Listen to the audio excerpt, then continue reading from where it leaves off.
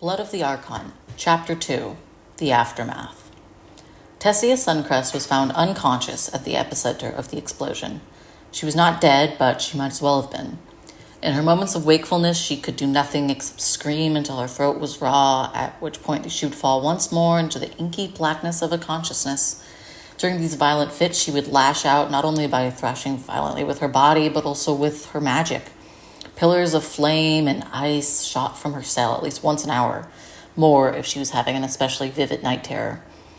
The only one that could soothe her was a renegade sorcerer who had found himself in sanctuary during the commotion. He was an elven man who seemed to hold himself as someone older than he was, although how old that was debatable. His name was Hawthorne, but that was practically all anyone knew about him. He used magic that the other sorcerers weren't familiar with to calm Tessia's troubled mind long enough to treat her injuries, most of which had been sustained after the explosion. For nearly 3 days, Hawthorne was the only one allowed in Tessia's chamber, so that she would have time to rest and heal. The second prisoner that the temple guards had apprehended, however, was not so lucky. Percy's hands were bound, and his mouth was gagged. Andrea was dead, Janice was gone, and now he was trapped in a dark cell beneath sanctuary. His throat was dry from repeating the same story 100 times to his incompetent interrogators. "I told you what I saw. Why won't any of you believe me?" He didn't have the answers they wanted, and the answers he gave only made them angrier. Someone had killed the High Cleric and the emissaries from nearly every power on Nymor in a massacre that rivaled even the last cataclysm in terms of body count from a single event. The Covenant of Life was leaderless and shattered, and new sects were already starting to crop up all over Valmira and Aethel. People were rapidly losing trust in the Covenant's authority, which was a recipe for chaos. The people of Sanctuary were rattled. They wanted revenge. Percy couldn't blame them, really. Grief made people do crazy things. But he was grieving too. The other prisoner, whom he didn't know, had woken up. The commotion outside his cell could tell him that much. Everyone's attention was on the other prisoner, and he knew he wouldn't get a chance like this again. The shackles on his wrists were loose. Not eating for 3 days will do that for you, so he quickly slipped out of them. He untied the blindfold around his eyes and looked down at his bare feet. Shit. They had taken his thick leather boots along with the rest of his belongings after he'd been arrested. If he didn't find something to keep warm before the guards returned, he was more likely to die in the wilderness than succeed in his daring attempt to escape.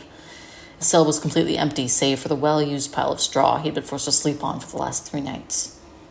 "Oh, how the mighty have fallen," Percy whispered miserably, lifting himself up from the ground as silently as he could manage. His legs ached from hours of sitting in odd positions and lying on the cold, hard floor, and he silently cursed himself for neglecting to go on all those camping trips Janice had invited him to. Maybe then he'd be at least a little more used to living like an animal. He heard voices coming from the cell at the end of the hall. One of them sounded familiar in some way, although Percy couldn't quite place it. Maybe someone he had run into during the conference. Whoever they were on their own in this mess. Someone else in that room, a voice he recognized as one of his interrogators, raised her voice at the prisoner, yelling incoherently, and Percy took his chance. He scrambled to the door as quietly as he could and began feeling around in the straw and dirt for a sliver of wood or metal. He never thought learning how to pick locks would ever actually help him in life, beside the original intention, which was to irritate his parents. He wasn't exactly glad to have been proven wrong. His fingers hit something in the dark, and he lifted it to examine it. It was a sliver of wood, maybe from a board or door. Once more, and he'd be that more closer to freedom. His pace quickened as he heard the rustling of chains and the sound of feet being dragged across stone.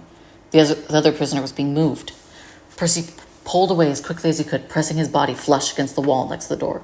He held his breath, silently praying his fluttering heartbeat wouldn't give him away. And Wayfinder be praised, it didn't. The footsteps moved past his cell door and up the stairs into the main temple building. He waited in that position for a moment until the footsteps completely faded from earshot and was sure he was alone. He half hoped that maybe they'd forgotten him in the excitement of whatever the other prisoner had told them, but he wasn't willing to take that chance. The lock was laughably easy to pick, and Percy wondered if it had even ever been used before him.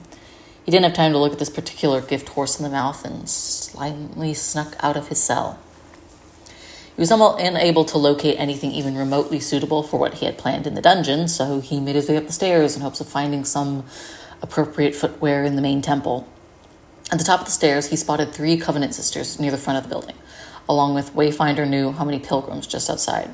He'd have to find a back exit. He stayed close to the wall as he moved, staying in the shadow as best he could.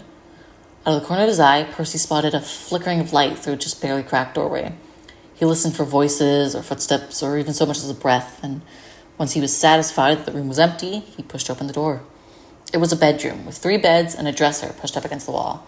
Below the 3rd bed was a pair of slim leather boots with a simple yet elegant embroidered trim.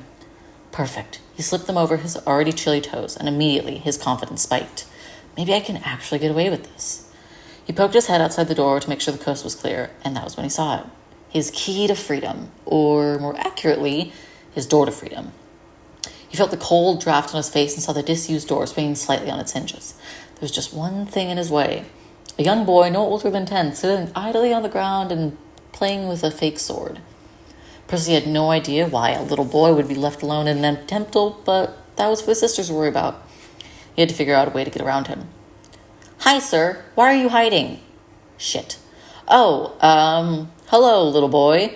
Percy stood up slightly, waving at him. "My name's Mallory. Are you one of the bad men, sir?"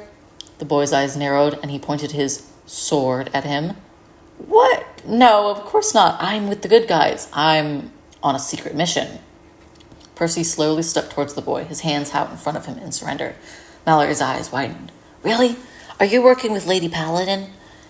Paladins were soldiers of the Covenant, so it made sense why they would be involved in all this. Their stated purpose was to safeguard the sorcerers at the Arcane College who were learning to harness their abilities.